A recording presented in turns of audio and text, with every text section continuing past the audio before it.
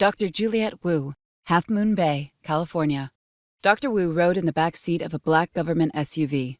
It drove slowly through the perimeter the Highway Patrol had set up around the Voyager Dawn crash site. A mob had gathered, along with a dozen news outlets, as word had reached them about the beached ship. Without answers, the media speculated on what happened. During the flight to California, Wu read up on the CIA's report on the Pengu virus. She was aware of it, and what the Chinese military had done with it years ago, using an earlier weaponized version on their people.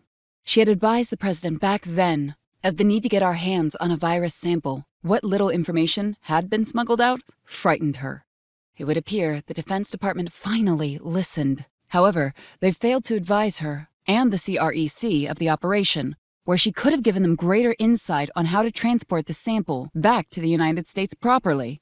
Their hubris, as usual, got the better of them, and now it was up to her agency to clean up the mess. Wu's vehicle stopped on the road that overlooked the Voyager Dawn beaching site. Standing outside her car was Dr. Victoria Kira, a former viral researcher for the World Health Organization, until Dr. Wu recruited her. The woman was brilliant, resourceful, and professional. Her natural good looks were the only thing that seemed to get in her way. Men tended to do a double take when she entered a room, which only served to irritate Kira to no end, as she prized her abilities and mind above anything else. Dr. Kira walked over to Wu. An umbrella was held out for Wu to take as she exited the vehicle. "Look at this. What a mess," Wu said. "Indeed, Doctor. I'm afraid it is much worse inside the ship," Kira replied. The two women stood next to the highway guardrail and looked down at the cargo ship that had come to rest on the beach. It listed 60 degrees to the ship's port side.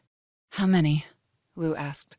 16 crew members, all dead, including 4 Navy SEALs. However, 2 crew members, including one of the SEALs, died from injuries sustained during the storm, Kira reported.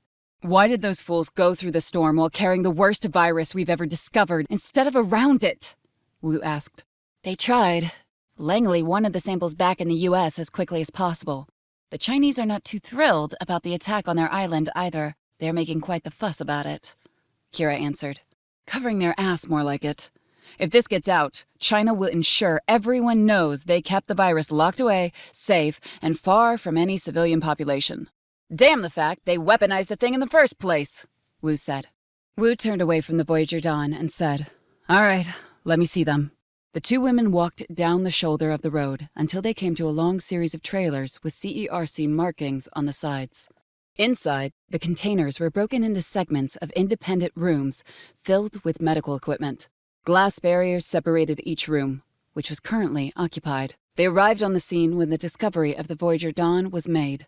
Wu stood, looking into the first examination room. A police officer named Nick Holmes was strapped down onto a bed, wearing a medical gown. He was shaking uncontrollably, as if he was cold, despite the fact that he was sweating buckets. His skin had turned ashen gray, and all of his veins jutted against his skin were bright purple. His eyes were bloodshot and yellow. Blood drizzled from his eyes, nose, and mouth. "This man was first on the scene?" Wu asked. "He was. Officer Nicholas Holmes, California Highway Patrol, 8 years on the job. He had direct contact with the woman who called in the Voyager Dawn, Chelsea Trader." "Did the rest of these people have contact with her?" "Some of them, yes. Others appeared to have gotten sick from direct contact with Officer Holmes." "This isn't right. The virus is progressing too quickly. Why aren't they dead already?" Wu asked, more to herself than to Dr. Kira. Wu pressed the receiver button on the side of the wall and spoke. "Officer Holmes, I'm Dr. Juliet Wu, Director of the Center for Epidemic Research and Control. Can you understand me?" Officer Holmes did his best to turn his head and speak, but words seemingly could not be formed, or it was too painful to try to talk. Nevertheless, Wu could tell from his eyes that he was lucid enough to understand what she was saying. "My word," Kira said as she looked at Officer Holmes more carefully. "Those growths, do they look like coral to you?" "Those weren't there when I left to meet you, Doctor." Wu studied what Kira was referring to. It did appear that some kind of hard coral-like substance had broken through Officer Holmes' skin, around his neck and left shoulder. "I want you to know that we're doing everything we can to help you, but I need to know more about what happened when you arrived. From your report, you indicated that there was a girl who was first on the scene. Chelsea Trader?" Officer Holmes nodded. "Yes." "Very good. Can you remember for me, did Miss Trader look ill to you in any way? Bloodshot eyes, bleeding from her orifices, or any unusual behavior? The officer shook his head. No. Are you certain? Wu asked. He nodded yes. How long between the first 911 call and when Officer Holmes arrived at the scene? Wu asked Kira. 8 minutes.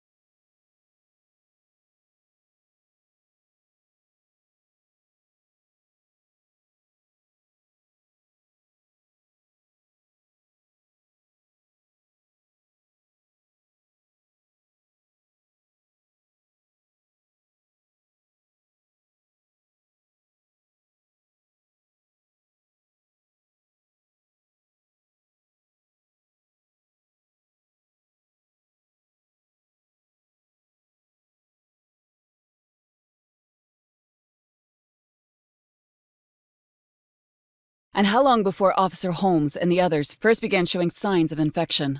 Within the first hour. The police questioned Ms. Trader for over an hour before she could go. She should have shown some signs of infection by then, Kira said. Are you certain, officer, that Miss Trader did not appear sick to you in any way? Wu asked. He nodded yes again. Just then, Officer Holmes began to convulse violently, his mouth opening wide as a strange and inhuman sound cried out. Unfortunately, he was not the only one, as Dr. Wu and Kira witnessed each patient react the same way. They fought against their restraints as their eyes bulged and their behavior became aggressively violent. Both Wu and Kira could not help but step back out of fear, as the man they talked to no longer seemed or acted human. Reacting to what? Kira asked. I don't know, but something has changed. Wu turned to Kira and said, We need to find Chelsea Trader.